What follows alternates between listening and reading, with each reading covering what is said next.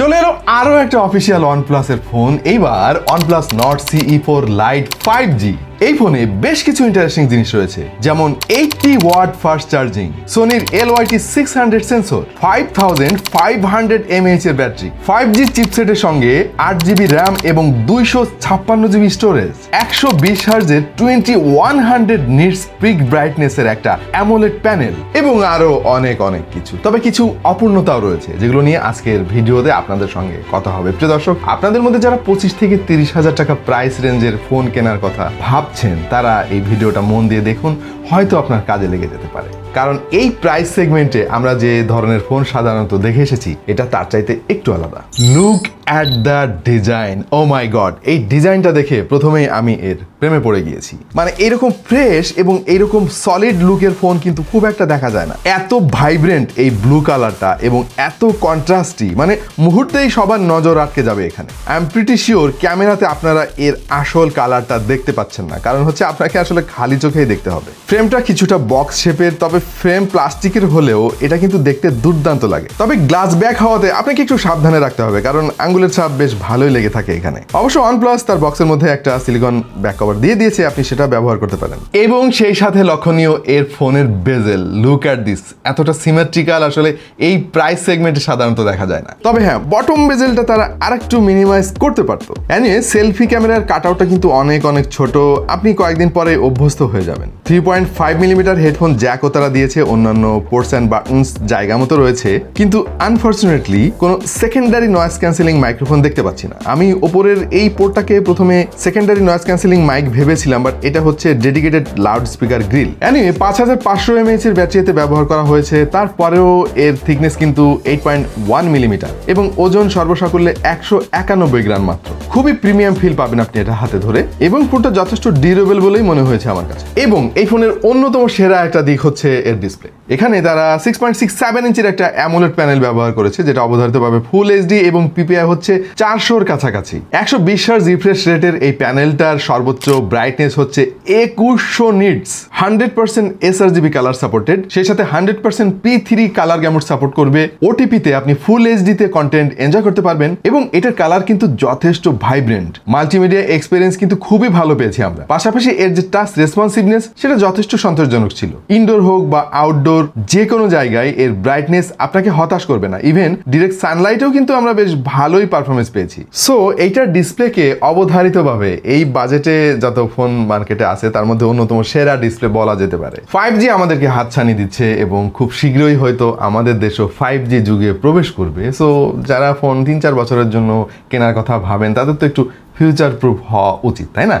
So সেই দিক চিন্তা করলেও কিন্তু এই ফোনটা ফিউচার প্রুফ, কারণ এতে 5G একটা চিপসেট ব্যবহার করা হয়েছে, যেটা হচ্ছে স্ন্যাপড্রাগনের 695, যেটা 6 ন্যানোমিটার বেসড আর্কিটেকচারের একটা চিপসেট, যেটা যথেষ্ট কম ব্যাটারি কনজাম্পশন করে বেটার পারফর্ম করতে পারে বলে আমরা এর আগে অনেকবার দেখেছি। এতে জিপিইউ হিসেবে রয়েছে Adreno 609, 8GB র্যাম রয়েছে LPDDR4X এবং 256GB UFS 2.2 স্টোরেজ রয়েছে। বাট এখানে হাইব্রিড স্লট তারা ব্যবহার করেছে, তার মানে হচ্ছে আপনি 2টা সিম কার্ড ব্যবহার করতে পারবেন না যদি মেমোরি কার্ড ব্যবহার করতে চান। OnePlus ফোন বেশিরভাগ সবাই কিনে থাকেন এর ইউজার এক্সপিরিয়েন্সের জন্য, এবং এখানেও কিন্তু OnePlus হতাশ করেনি। Android 14 পেয়ে যাবেন আউট অফ দ্য বক্স, সেই সঙ্গে রয়েছে Oxygen OS 14.0, দুর্দান্ত সফটওয়্যার এক্সপিরিয়েন্স পেয়েছি আমরা। এবং OnePlus এবার তাদের র্যাম ম্যানেজমেন্ট খুবই চমৎকারভাবে করেছে, এর ফলে কিন্তু খুব বেশি র্যাম অকুপাইড থাকে না। 8GB র্যাম হওয়ার ফলে ব্যাকগ্রাউন্ডে আপনি 8 থেকে অন্তত 10টা অ্যাপ অ্যাক্টিভ রেখে ব্যবহার করতে পারবেন। অ্যাপ সুইচিংও কিন্তু যথেষ্ট বাটারি স্মুথ ছিল, সেই সঙ্গে অ্যাপ ওপেনিং টাইমও সন্তোষজনক। এবং Oxygen OS নিয়ে নতুন করে বলার কিছু নাই, এই মুহূর্তে ওয়ান অফ দ্য বেস্ট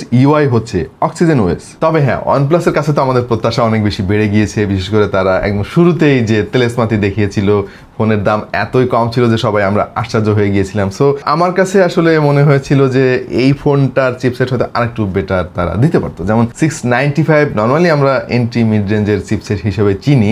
হ্যাঁ, এটা 5G চিপসেট, তারপরে OnePlus এর যেহেতু 28 থেকে 30 হাজার টাকা রেঞ্জের একটা ফোন, এখানে আর একটু বেটার চিপসেট দেওয়া যেতে পারতো। এনিওয়ে পারফরমেন্স কিন্তু ভিন্ন কথা বলে, যেমন অ্যান্টুটি স্কোর আমরা পেয়েছি 4,69,096 এবং গিগবেঞ্চে সিঙ্গেল করে 897 এবং মাল্টি করে 1,966 পেয়েছি। 27 থেকে 30,000 টাকা প্রাইস রেঞ্জের অন্যান্য কিছু ফোনের সঙ্গে যদি আপনি তুলনা করতে যান একটু আশ্চর্য হয়ে যেতে পারেন, কারণ এই ফোনটা সবচাইতে বেশি স্কোর করেছে এবং এই একই চিপসেট ব্যবহার করা বেশ কিছু ফোন আমরা অলরেডি রিভিউ করে ফেলেছি, যার মধ্যে সবচাইতে কম দামে সবচাইতে বেশি স্কোর করেছে এই ফোনটা। সো বৃক্ষ, তোমার নাম কি?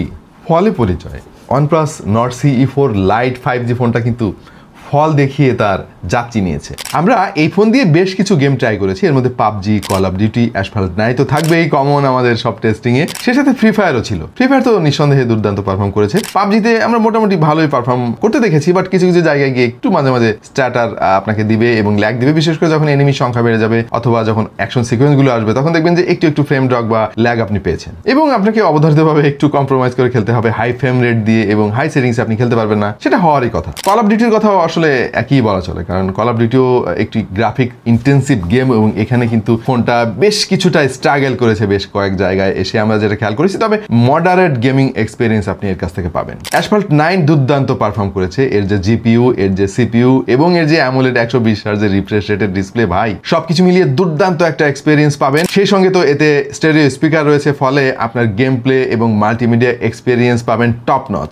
সো আলটিমেটলি এটা একেবারে ডেডিকেটেড কোনো গেমিং ফোন না। হ্যাঁ, এটা দিয়ে গেমিং করা যাবে, তবে আপনাদের মধ্যে যদি শুধু গেমিং করার জন্য ফোন কেউ কিনতে চান তাহলে হয়তো এই ফোনটা আপনার জন্য অ্যাপ্রোপ্রিয়েট হবে না। ক্যামেরাতেও কিন্তু এবার OnePlus বেশ ভালোই চমক দেখিয়েছে। সোনি LYT 600 সেন্সর এতে ব্যবহার করেছে, সঙ্গে OIS রয়েছে, 50 মেগাপিক্সেলের মেইন সেন্সরের সাথে রয়েছে 2 মেগাপিক্সেলের ডেপথ সেন্সর, সে সাথে রয়েছে 16 মেগাপিক্সেলের সেলফি ক্যামেরা। তবে আমি একটু হতাশ হয়েছি এখানে, কারণ এত দামি একটা ফোন কোনো আলট্রা ওয়াইড শুটার দেওয়া হয় নাই। সেই সাথে যারা একটু ম্যাক্রো ফটোগ্রাফি করেন তারাও হতাশ হতে পারেন, কারণ এতে কোনো ম্যাক্রো শুটারও নাই। তবে আপনার সব দুঃখ আপনি ভুলে যাবেন এর ছবির কোয়ালিটি দেখে। এখানে OnePlus-এর সিগনেচার কালার টোন আপনি খেয়াল করবেন। ডাইনামিক রেঞ্জও আমাদের কাছে অস্থির রকমের ভালো লেগেছে, স্পেশালি আপনি যদি বাজেটের কথা চিন্তা করেন। যথেষ্ট ডিটেল ধরে রাখতে পারে, তবে শ্যাডো এরিয়াতে মাঝে মাঝে ডিটেলের দেখা একটু কম পাওয়া যায় এবং কিছু কিছু লাইটিং কন্ডিশনে এক্সপোজার কন্ট্রোলে সামান্য একটু গন্ডগোল খেয়াল করেছি। পোর্ট্রেট ফটোগ্রাফি আমরা ট্রাই করেছিলাম, মাঝে মাঝে আসলে সাবজেক্ট সেপারেট করতে গিয়ে একটু স্ট্রাগল করে, যেহেতু এটা সফটওয়্যার বেসড, বাট অন্যান্য ছবি কিন্তু আমরা বেশ ভালোই পেয়েছি। একটু কম আলোতেও এর ক্যামেরা কিন্তু ভালোই পারফর্ম করেছে, যদিও নাইট মোডটা অন করে নিলে ছবির কোয়ালিটি আর একটু বেটার হয়। এবং এর যে সেলফি ফটোগ্রাফি, এখানে ভাই তেমন কিছু বলার নাই, খুবই ভালো আউটপুট আপনি পাবেন OnePlus-এর ফোনগুলোতে যেমনটা আমরা দেখে থাকি। আর ছবিগুলো শুধু যে এই ফোনেই ভালো লাগছে অ্যামোলেড ডিসপ্লে হওয়ার কারণে তা কিন্তু না, আমরা কম্পিউটারে নামিয়েও কিন্তু ছবিগুলো দেখেছি, যথেষ্ট ভালো লেগেছে আমাদের কাছে। ভিডিও করতে পারবেন সর্বোচ্চ 1080p রেজলিউশনে 30 fps, যেহেতু এতে OIS রয়েছে এর ফলে বেশ ভালোই স্টেবল ফুটেজ পাবেন আপনি। তবে নেই কোনো 4K রেকর্ড, নেই কোনো 60 fps এর সুবিধা। এই একটা জায়গায় এসে আমি একটু হতাশ হয়েছি। এই ফোনের আর একটা ভালো দিক হচ্ছে এর ব্যাটারি। নর্মালি এত স্লিম ফোনে আমরা 5000 mAh 4500 mAh দেখে থাকি, বাট তারা কেমনে জানি এখানে 5500 mAh এর ব্যাটারি ইনক্লুড করে দিয়েছে এবং বক্সের মধ্যে আপনি পেয়ে যাবেন একটা 80 watt fast charging supported charger, যেটা শুধুমাত্র বাংলাদেশের জন্য, কিন্তু মানে পৃথিবীর অন্যান্য দেশে এই ফোনটা রিলিজ হয়েছে, বাট সেখানে কিন্তু বক্সের মধ্যে কোনো চার্জার ছিল না। এই চার্জারটা দিয়ে মাত্র 55 মিনিটে আপনার ফোন ফুল চার্জ করে ফেলতে পারবেন এবং ব্যাটারি ব্যাকআপও যথেষ্ট ভালো। আপনি যদি হেভি ইউজারও হন, সারাদিনে ভাই এইটার ব্যাটারি আপনি শেষ করতে পারবেন না, কারণ এমনিতে 6 ন্যানোমিটারের প্রসেসর, তারপরে স্ট্যান্ডার্ডের চাইতে আরো 500 mAh এর ক্যাপাসিটি বেশি। আর যদি নর্মাল ইউজার হন, আপনি টেনে টুনে 2 দিনও কিন্তু পার করে ফেলতে পারেন। সো আলটিমেটলি এই ফোনটাকে একটা ব্যাটারি চ্যাম্পও কিন্তু বলা যায়, স্পেশালি এই প্রাইস সেগমেন্টে এর চাইতে বেশি স্পিড কিন্তু আমরা খুব একটা কোনো ফোনকে দিতে দেখি নাই। এর যে ইন ডিসপ্লে ফিঙ্গারপ্রিন্ট সেন্সর, সেটা যথেষ্ট ভালো কাজ করেছে, যথেষ্ট অ্যাকুরেট এবং ফাস্ট মনে হয়েছে আমাদের টেস্টিং এ। এবং এর যে স্টেরিও স্পিকার, সেটা মান যথেষ্ট ভালো, তবে লাউডনেস আর একটু বেটার হতে পারতো। ভালো ব্যাপার হচ্ছে 100% ভলিউমে কিন্তু সাউন্ড তেমন ডিস্টর্ট হয় নাই, জাস্ট বেজের একটু ঘাটতি আমার কাছে মনে হয়েছে। Call quality, cellular data, wifi reception, এই সমস্ত প্যারামিটারে এই ফোনটা বেশ ভালোই পারফর্ম করেছে। আর এর যে ভাইব্রেশন মোটর, সেটা যথেষ্ট পাওয়ারফুল এবং নোটিসেবল ছিল। যদি ফোনটা আপনার পকেটে থাকে, ভাইব্রেট করলে আপনি খুব ভালোভাবে বুঝতে পারবেন। একই ফোন বাংলাদেশে রিলিজ হয়, আমাদের প্রতিবেশী দেশ ভারতেও রিলিজ হয়, কিন্তু সেখানকার দামের সঙ্গে বাংলাদেশের দামের কিন্তু বড় একটা গ্যাপ থাকে। অফিসিয়াল ফোনেও আমরা দেখেছি এর আগে, বাট এই ফোনটা আমি একটু রিসার্চ করে দেখলাম যে আমাদের প্রতিবেশী দেশে এই ফোনটা রিলিজ হয়েছে, এই ভেরিয়েন্টটা 23,000 রুপিতে, যেটা বাংলা টাকায় কনভার্ট করলে কিন্তু 32,000 টাকাও পার হয়ে যায়।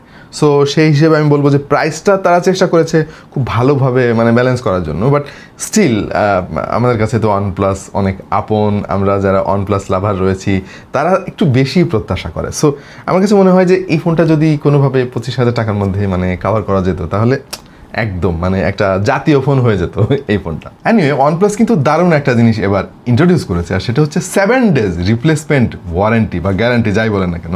মানে এই জিনিসটা অন্য কোনো ফোনের ক্ষেত্রে আমরা এখনো দেখি নাই। মানে ফোন কেনার পরে 7 দিনের মধ্যে যদি কোনো ঝামেলায় আপনি পড়েন তাহলে OnePlus আপনাকে একদম ফোনটা রিপ্লেসই করে দেবে। আরেকটা জিনিস, এটা তো OnePlus-এর ফোন এবং আমরা সবাই গ্রিন লাইন নিয়ে কিন্তু একটা টেনশনের মধ্যে থাকি যে ভাই আমার ফোনে যদি গ্রিন লাইন পড়ে তখন কি হবে। তারপরে এটা তো আবার অ্যামোলেড প্যানেল ভাই, সো গ্রিন লাইন পড়ার তো একটা চান্স আছে। বাট আমার কাছে মনে হয় এটা তো অফিসিয়াল ফোন এবং OnePlus তো অফিসিয়ালি আপনাকে ওয়ারেন্টি দিবে, সুতরাং গ্রিন লাইন পড়লেও আপনার কোনো প্যারা নাই। বাট আমার একটা অবজারভেশন আছে এখানে, আর সেটা হচ্ছে যে ভাই এই ফোনটার মাত্র একটাই ভেরিয়েন্ট কেন, মানে 8,256। ধরেন আমার বাজেট একটু টাইট, আমি আরেকটু কম টাকায় এই ফোনটা কিনতে চাই, যদি 6,128 এরকম একটা ভেরিয়েন্ট মার্কেটে থাকতো তাহলে অনেকের জন্য কিন্তু কাজে আসতো। সো OnePlus-কে এই জিনিসটা ভেবে দেখার জন্য বিশেষ অনুরোধ রইল। সো আজকের মতো এই পর্যন্ত প্রিয় দর্শক, আপনার কাছে আসলে কেমন লাগলো OnePlus CE4 Lite 5G ফোনটা জানিয়ে দিন কমেন্ট সেকশন। এরকম আরো অনেক ভিডিও দেখতে চাইলে সাবস্ক্রাইব করতে পারেন, আমাদের চ্যানেলে জয়েন করতে পারেন, আমাদের ফেসবুক গ্রুপে সব ডিটেলস আমি দিয়ে দিচ্ছি ভিডিও ডিসক্রিপশনে। দেখা হয়ে যাবে অন্য কোনো ভিডিওতে ভিন্ন কোনো বিষয় নেই। সেই পর্যন্ত সবাই ভালো থাকুন, সুস্থ থাকুন আর দেখতে থাকুন ঠিক টু দ্য পয়েন্ট।